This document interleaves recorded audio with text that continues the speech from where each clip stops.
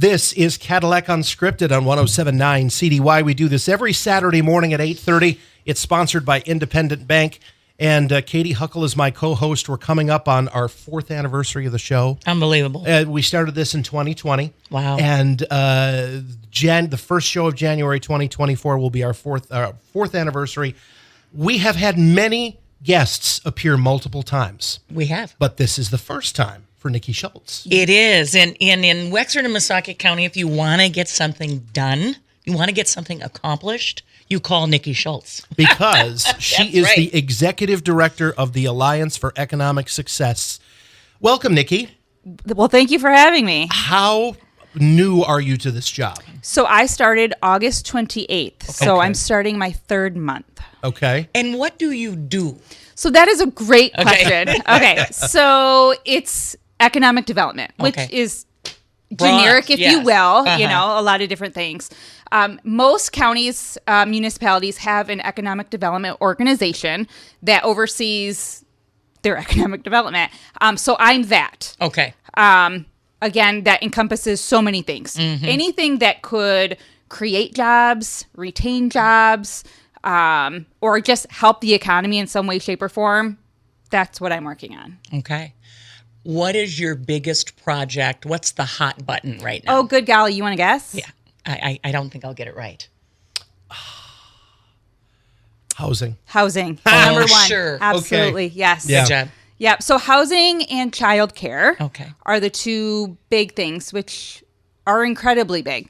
Right. Because we can't attract employers to Wexford and Missaukee County without giving their employees places to live. Right. Exactly. And It's people huge. to watch their children. Both. Yes. Yes. So when I applied for this position, my kind of soapbox, if you will, was that I wanted to be able to have my children come back to Cadillac after they have graduated, gone and done some things, 5-10 years down the road. I want them to be able to come to Cadillac. And in order to do so, we have to have housing. And for them to have children, we have to have childcare. So I really want to help create that for my children, selfishly, for my children, but for, the community as a whole. When you were asked to apply, were you asked to identify an issue that you thought was big? Yes. Okay. Yes. So, and I was in early childhood for, the last 17 years prior to. So I knew that childcare was an issue, but we were asked to identify certain things that we would be willing or eager to work on, and housing, childcare, and recreation were the 3 things that I had identified. Mm-hmm. What's your goal in this role? Relationships, Okay. I would say is the key thing. I don't know anything about how to build a house.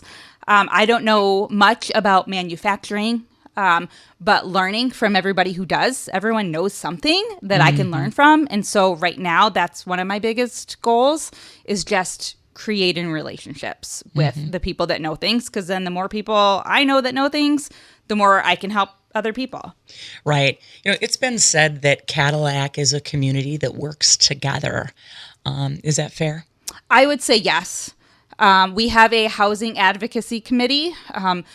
We hear a lot about the need for housing, which is valid, but there are people doing things working towards more sustainable housing options. And so we had a housing advocacy committee meeting last week, and we had 16 people at the table, which might not seem like a lot, but that was 16 different nonprofit, public sector organizations all working together to try to figure it out. So, yeah. So if you were going to solve housing today, Oh, God. what would that look like? Money. Okay. Yep. It looks like money. The developers that I have spoken with, they're all eager to do it. They've all, for the most part, done it in some capacity. We have a couple of ones that, that love Cadillac, that want to continue to create the space in Cadillac, but it's expensive. So we are looking at grants. There's a lot of grant money out there right now, but it's competitive. And in rural northern Michigan, we sometimes get left behind. So a lot of a lot of looking for grants and working together to write those grants. Because if we're writing those grants and Manton and Lake City, like if everyone's working to write those grants, we have a lesser chance. So it's all kind of coming together to identify who's working on something and how we can help work on it with them. Is it easier for you to get a grant if you have data? Like if you talk to the businesses and the industries in town who say we have X number of openings that we can't fill because we can't attract people here because there's no place to live, is that something that assists you in maybe getting grant money? Yes, the data is absolutely crucial. That qualitative data, like what you were talking about, is important, but like just the solid numbers. So the Chamber of Commerce has been super wonderful about being able to get those numbers for us to work on things. Caitlin Stark knows what she's doing. She does. She has been a mentor to me and is incredibly helpful. So has Marcus and John Wallace at the city. Craig Artis in Lake City has been wonderful. So yeah, a lot of partnering together. Is there a community out there that you're watching that you look at and say, they've got it figured out, we're going to copy the homework, that kind of thing?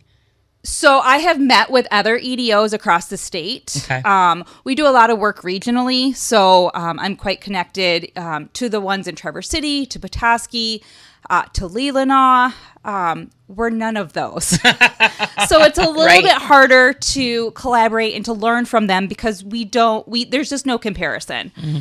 So more of the Mecosta Osceola, Mid-Michigan, which is Clare, Mount Pleasant, I'm trying to learn from them. Yeah. Sure. Where maybe the median income is similar to ours. Yes. Yeah. I hear you. Yeah. Sure. So before we, I busted my cardinal rule, Katie. know We you did. talked about this because usually when we bring a guest in, we don't like to talk ahead of time because we like our reactions to be natural and organic. However, I did question Niki on this.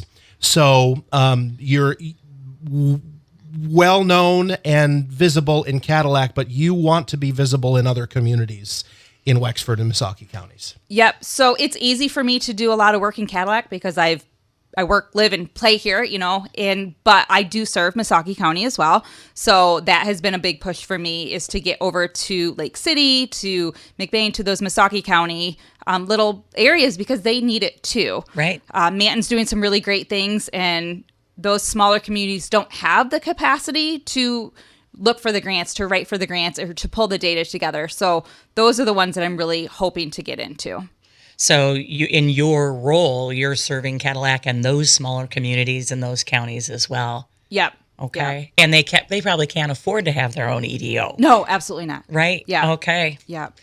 If you could collaborate with anyone, who would it be and why? Okay. Clarify that question. Okay. If you could collaborate to solve childcare and housing in Wexford and Missaukee counties, who would you choose to collaborate with? Like someone I know? Like someone, Yeah. I have a soft spot for Carla Filkins. I really Don't do. we all? I really do. Yeah. She's been great. Right. So I will say Craig Artis in Lake City has been really wonderful too. I got something for mayors, I guess. It's funny. I was having dinner with Mike and Carla, and housing came up, and I nearly fell off my chair when she told me we are 2,200 houses short, 22 whatever residences, domiciles, whatever you want to say. That to me feels insurmountable. It's daunting. Yes. Yeah, it's hard to know how to fix it because it's such a big problem, and even small wins don't feel like wins at times because we have so much more work to do. So that's a little bit hard of we're trying to make our small wins. We had a couple of big grants that came through a couple of weeks ago for a couple of housing projects. The Cooley School project that has been worked on for quite a while received quite a bit of money. And then there's also a housing development off of Kentucky Avenue that got a large amount. So those should be moving forward, which is awesome. I think that's like 18 and then like maybe 16 units. So, 30-ish units, which It's a start. It Right. is a start. Yep. Amy Gibbs at Habitat for Humanity, she's doing amazing things over there for housing. Chris Crawley. I mean, like, I can't even. I'm feeling so bad that I can't even name everybody. But I mean, people are doing the work. We're just Right. It's a lot. So, question, how did we get this far behind? Now, I'll give you an example. I remember we had Jen Brown in here to talk about education post-COVID. And she was explaining that there aren't enough counselors. There aren't enough mental health people to help our children that are dealing with anxiety and depression. And then you think, how did we get that far behind with not having enough professionals in that lane? What I would ask is, how did we get this far behind in housing? Did it sneak up on us, Niki? Or I can't answer that. Okay. I will say that 5 months ago, I was one who would have said, why just build the houses? Like, someone just build, like, it's not that hard. You know, there's developers out there, just do it. And then I sat down with Lee Richards, and he wrote it all out for me. And he said, this is why, because the cost of everything has gone up, and it just doesn't make sense right now. And so they have to make money, like, they're business people too. So it's not fair for us to say, like, just go do it. Right. When, I'm human services through and through. So I'm just like, just do it. It just doesn't make a lot of sense unless you're doing it at a larger scale. And then you need a lot more grant money to make it. Cadillac Lofts was, a perfect example that it took a lot of different collaborations, a lot of different places to pull money from to make it finally become a reality. And unfortunately, it's only half done at this point. Yeah. On a much smaller scale, I have a builder friend who builds predominantly in Traverse City, and he builds beautiful homes. And so I said, you live in Cadillac. Why? And he said, well, let me ask you something. If you were going to go to work on something in Cadillac and make this much, but if you did that in Traverse City, you'd make, let's say, a third more. He said, to me, it's math. Yep. And it's kind of back to what you're saying. Yep. It sounds like the exact same thing when it comes to attracting healthcare, when it comes to attracting doctors up north. It's the same thing. Yeah. She's right. It comes down to money. Yep. Right. Yep. It just does. And passion to say, okay, I will take less money to serve the smaller community. Yeah, exactly. Or a saint like a Mr. Ellenboss. Yeah. Right. I mean, how could a community that small end up with such an incredible facility? One man. Right. It does. It takes one. Yeah. The childcare thing. Can we talk about that? Yeah, it's my passion. I think that also kind of snuck up on us, if you will. It will sneak up on you as your children become teenagers and beyond, as I know yours are. Yes. So, I knew I was in the world of early childhood before, so I knew that there was an issue attracting and retaining childcare workers because the pay is crap. I know it. It doesn't make sense for someone to work in the field if they're also receiving you shouldn't go to work for Head Start, but also receive Head Start benefits, So the pay is not an attraction. Right. So we're really working on ways to build that up. And childcare workers want to be seen as professionals, obviously. I mean, they're charged with our youngest baby, our babies. And so Right. We want to treat them like professionals, and they deserve pay like a professional. Right. I have a friend who runs an AFC home, and she was just given a very nice raise hourly. And I, when she explained to me, it's also retroactive. And basically it was the world realizing how important those people are, the role they play in society and caring for people. And so, it's time to pay them what they're worth, isn't it? That's ultimately, I could go on about it. We, are short facilities, but it's the infant care that's incredibly it's expensive to care for an infant, and so the ratios within licensing, you can only care for 1 or 2. Don't quote me on that. Okay. But we wouldn't want someone to have to care for 3 or 4 infants. Can you imagine caring for 3 or 4 infants? No. No. Mm-mm. So there's a lot of different things that come into play with childcare. It's super complex, but ultimately, trying to get them in is we have to pay them better. Well, and look at most households, both parents work. Yep. Just to make it. Right. Mm-hmm. That's part of the issue too is, the stay-at-home parent, that's just not an option for most Americans. Mm-hmm. They're just, and as food and fuel costs continue to skyrocket along with interest rates, and this is, I don't envy you. No, I know these are big things that I'm like, here you go, like, fix this, please. And you probably don't sleep at night. It's hard. Yeah. Your mind's probably constantly racing on, Yeah. They're big topics. Mm-hmm. What does the area, in your opinion, need most as far as business, attracting business? Oh, that's a great question. I don't know how to answer that. I'm sitting here thinking, what niche is out there that isn't being covered? Well, and while you think about that, I have a question too, in that, do we have enough shopping? Do we have enough grocery stores? I mean, from a retail perspective, how are we doing? How is Cadillac doing? I'm a fan of Cadillac, but I don't know. We definitely have areas for growth I would say, if you post that same question on Facebook, 9 times out of 10, you're going to say an indoor place for children to play. Okay. You're going to get a lot of the chain restaurants, things like that, which I don't not believe in that, but I don't think that that's, our areas of opportunity. But I would say a place for children, more opportunities. We have the WEX, which is a brilliant and amazing facility that is utilized quite a bit, but it's still not one of those, like a children's museum. If you're asking my dream, yes, that would be my dream. Would be a children's museum. Okay. Mm-hmm. Wow. And back to our kids too. Yep. And we want our students to graduate from Cadillac High School, go off into the world, and come back and bring their talents with them.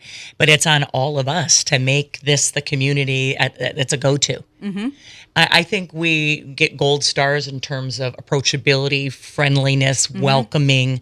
Cadillac is a warm place that way. So I think we get a pat on the back for that. What do you need from the community in terms of support, Niki?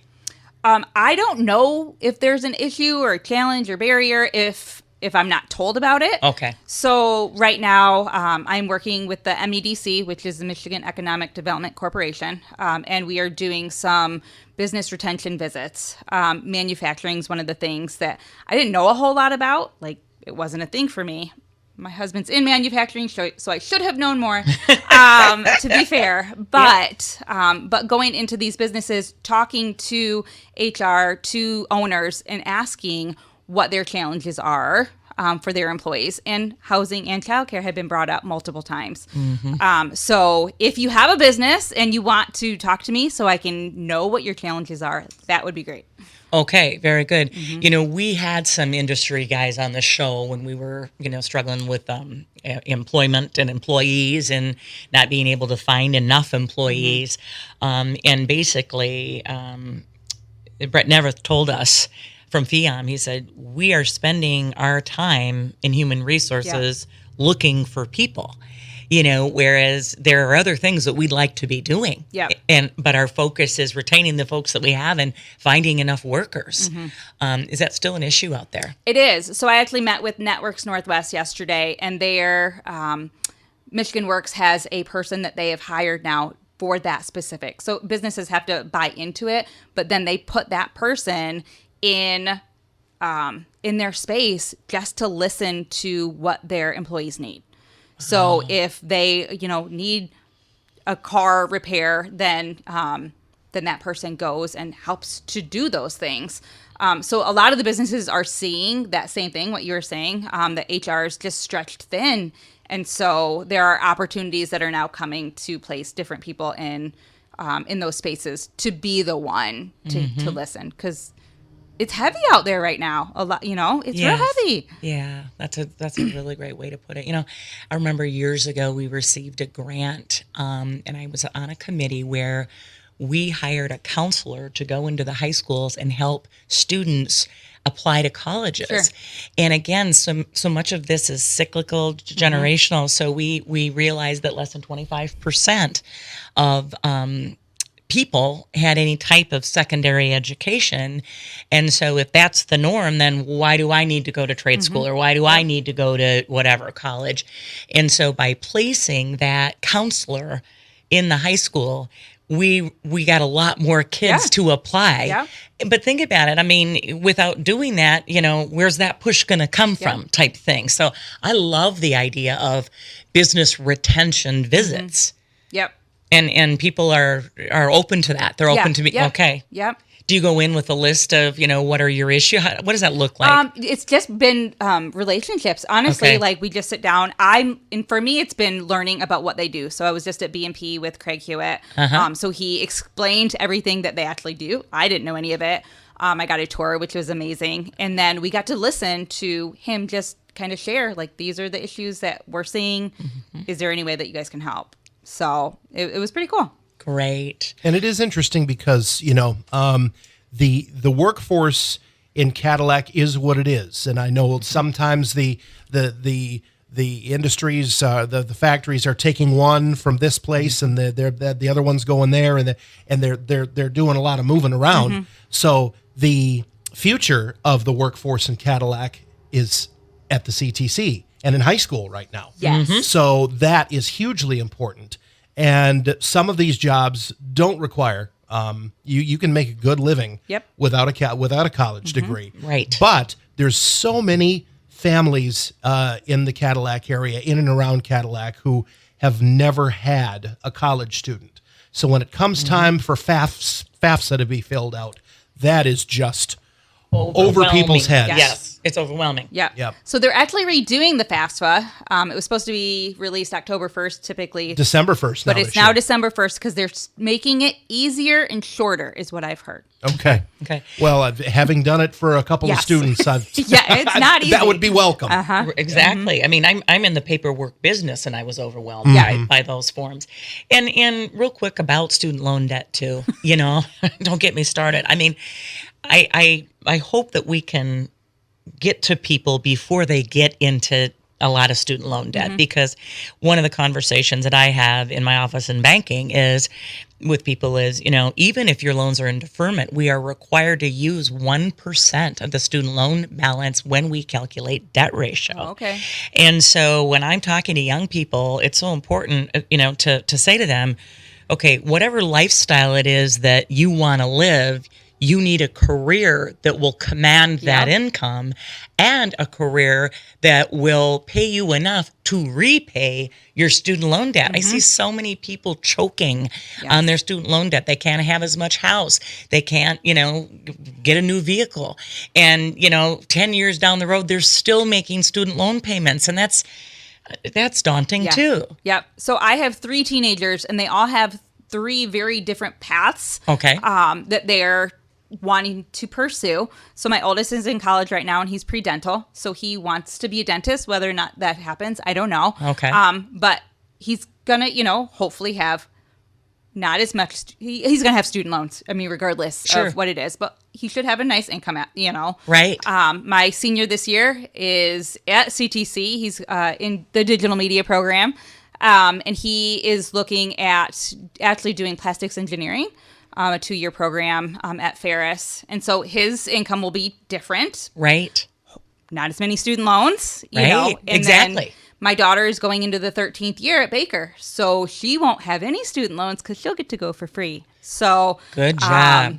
So all, 3 different paths, 3 different income levels at the end. And so it's been really interesting to watch them all pursue different things. Sure. So it's been super cool. And I will say to parents, when college nights happen and your student says they might want to go and visit a college campus, there's more money for scholarships out there than there has ever been. Ever been. Yes. Very few people. I mean, you go to Ferris and you see the $28,000 a year cost. That's without scholarships. Almost no one is going to pay that full price. Absolutely.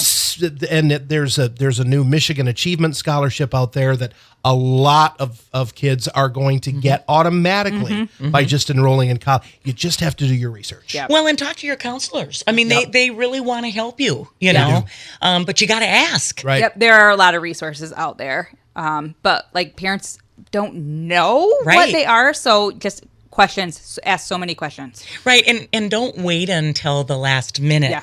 You know, it's like this. We're learning that from our educators too, that at a much younger age now, we're talking to our students and our kids about what is it that you might want to do, Yeah. meaning we need a plan here so that you can become independent and Yep. resilient and Yep. financially solvent. Yeah. You And don't. it's hard. It's a lot of pressure. It's a lot of pressure. And I can tell you, right around spring break, I'm going to get a lot of panicked seniors who Sure. Their demeanor is different in the classroom, and you can, to a person, walk them out in the hallway and say, "What's going on?" I'm worried about my future. Yeah. Absolutely. Because the time has come to make a decision, and mom and dad and grandma and grandpa are all saying, "What are you going to do? What are you going to do?" It's time, and they're not ready to make that decision No, yet. not at 18. Yeah. Right. Good golly, that's daunting. Yeah. Yes. Don't you remember being asked that and feeling so clueless? Yeah. And just thinking, am I going to make it? Am I going to be okay? When I was 15, I wanted to go into radio, so I was So lucky. you knew. I knew. wow. Okay. I That's knew. fair. But I'm 2%, 3% maybe Yeah. at that age. No, Exactly. Yeah. so it's hard. No, it is. Yeah. But getting those kids ready for work is what's going to make us an economic success. Yes, absolutely. Yeah, you bet. Yeah. So yeah, you talked about collaborating with Carla. I just chuckle because I'm like, do you ever get tired, Carla? Do you ever run out of steam? Yes. She has to.